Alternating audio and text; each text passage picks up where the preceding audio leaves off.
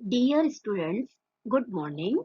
आज हम 7वीं कक्षा की हिंदी की पाठ्य पुस्तक सुलभ भारती से पाठ 6 पढ़ेंगे, जिसका शीर्षक है पृथ्वी से अग्नि तक। इस पाठ के लेखक डॉक्टर एपीजे अब्दुल कलाम जी हैं। इनका पूरा नाम अबुल पाकिर जैनुल अब्दीन अब्दुल कलाम जी है। ये चित्र डॉक्टर एपीजे अब्दुल कलाम जी का है और इन्हें मिसाइल मैन ऑफ इंडिया भी कहा जाता है। आइए अब पाठ शुरू करते हैं। सबसे पहले डॉक्टर एपीजे अब्दुल कलाम जी के बारे में जानकारी हासिल करेंगे। इनका जन्म 15 अक्टूबर 1931 रामेश्वरम, तमिलनाडु में हुआ था। इनकी मृत्यु 27 जुलाई 2015 में हुई थी। इनकी प्रमुख रचनाएं अग्नि की उड़ान, छुआ आसमान आदि। डॉक्टर अब्दुल कलाम जी ने राष्ट्रपति पद को विभूषित किया यानी अलंकृत किया, सजाया, यानी राष्ट्रपति पद पर रहे। ये अनमोल योगदान के लिए, विज्ञान में, साइंस के लिए अनमोल योगदान के लिए आपको भारत रत्न सम्मान प्राप्त हुआ है। प्रस्तुत आत्मकथा अंश में लेखक ने अग्नि के प्रक्षेपण लॉन्च में आने वाली कठिनाइयों, वैज्ञानिकों के अथक परिश्रम को बताया है और इसका विस्तार से यहाँ पे वर्णन किया गया है। पाठ पे ध्यान दीजिएगा। बालासोर में अंतरिम परीक्षण का काम पूरा होने में अब भी कम से कम 1 साल की देर थी। हमने पृथ्वी के प्रक्षेपण के लिए श्रीहरिकोटा अंतरिक्ष केंद्र में विशेष सुविधाएं स्थापित की। इनमें से एक लॉन्च पैड, ब्लॉक हाउस, नियंत्रण उपकरण तथा चलित दूरमिति केंद्र शामिल थे। पृथ्वी उपग्रह को 25 फरवरी 1988 अर्थात 25 फरवरी 1988 को सुबह 11:23 पर छोड़ा गया। यह देश के रॉकेट विज्ञान के इतिहास में एक युगांतरकारी घटना थी। निर्देशित मिसाइलों के क्षेत्र में एक आत्मनिर्भर देश के रूप में उद्भव ने संसार के सभी विकसित देशों को विचलित कर दिया।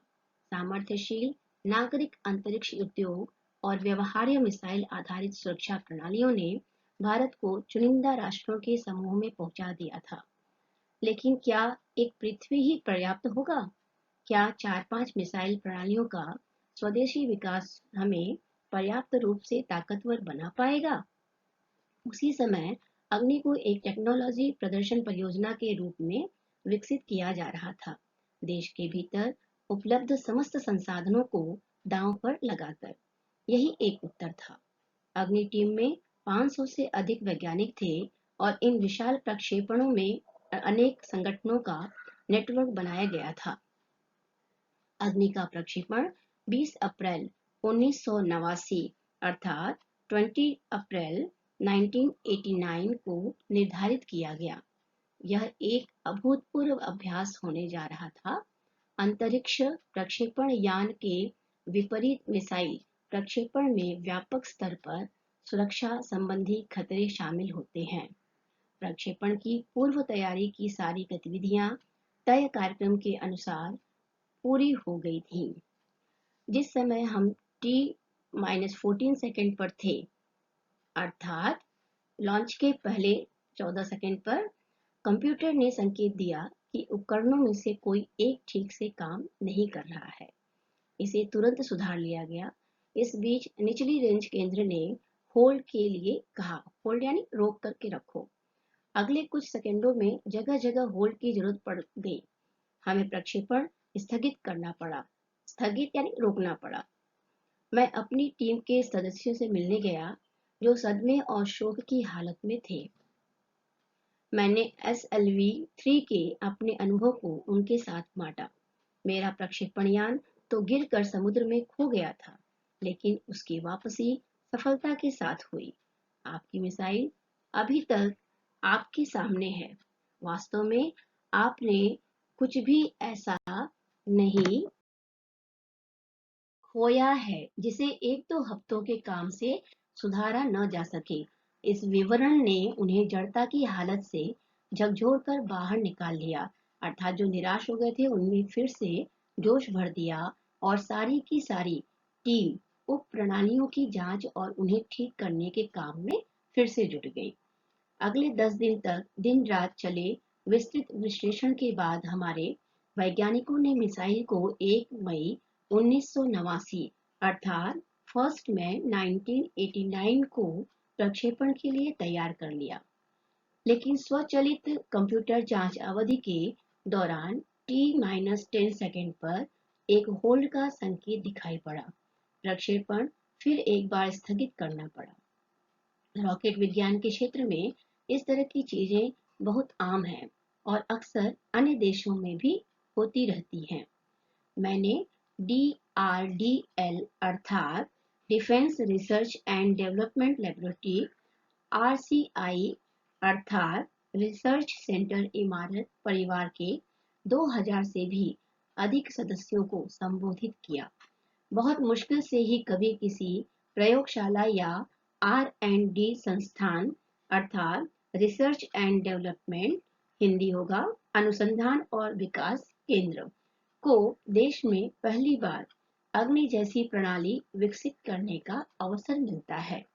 यह महान अवसर हमें दिया गया है। स्वाभाविक रूप से बड़े अवसर अपने साथ बराबर की चुनौतियां लेकर आते हैं। हमें हिम्मत नहीं हारनी चाहिए। समस्याओं को हमें हराने का मौका नहीं देना चाहिए। देश को हमसे सफलता से कम कुछ भी पाने का अधिकार नहीं है।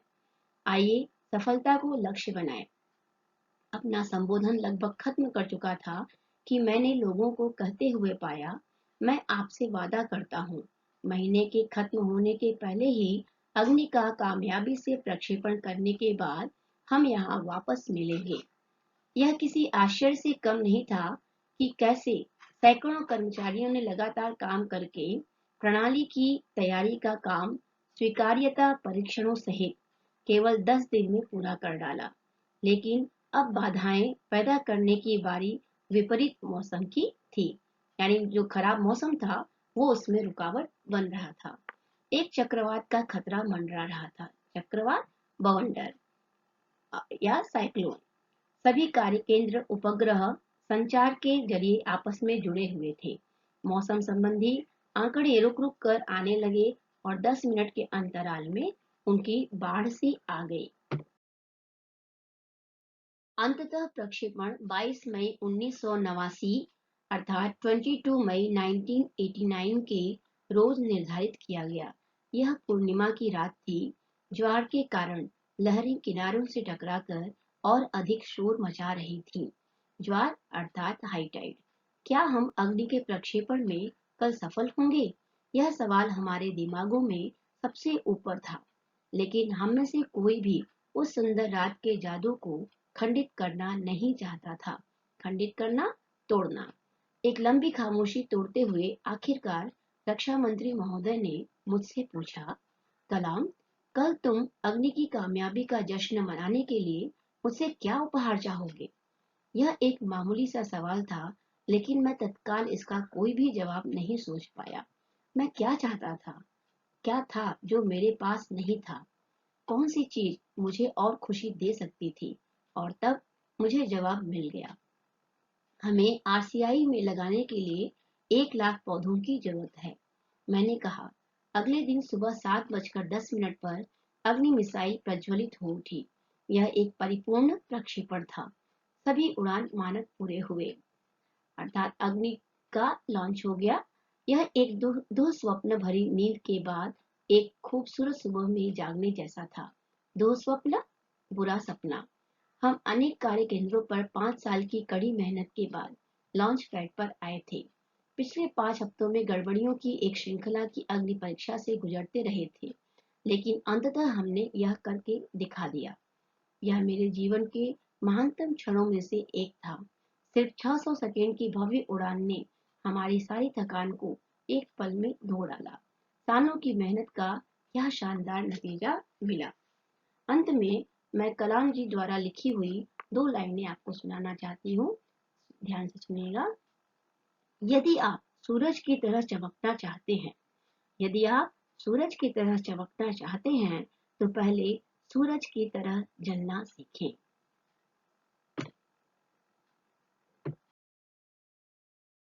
शब्द वाटिका में शब्दों के अर्थ देखते हैं। नए शब्द: युगांतरकारी, युग प्रवर्तक, आत्मनिर्भर, स्वावलंबी, चुनिंदा, चुना हुआ, अभूतपूर्व, अनोखा। गतिविधियां, कृतियां: सदमा, दुखद घटना का आघात, झकझोरना, झंझोड़ना, चक्रवात, बवंडर, अंतराल, बीच का समय, नतीजा, परिणाम। मुहावरे: दांव पर लगाना, कुछ पाने के लिए बदले में कुछ लगाना।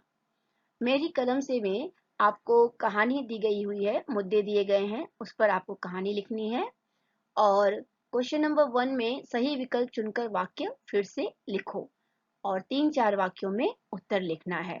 भाषा की ओर में आपको उपसर्ग तथा प्रत्यय लगा करके नए शब्द बनाने हैं और उसके बाद उनके वाक्य बनाने हैं। पहला देखिए उदाहरण दिया हुआ है, दिन का उपसर्ग होगा प्रतिदिन, प्रत्यय होगा दिन भर, और नम्र का होगा विनम्र उपसर्ग, प्रत्यय होगा नम्रता। नेक्स्ट आगे के जितने भी हैं वो आपको अपने आप से करने हैं। धन्यवाद।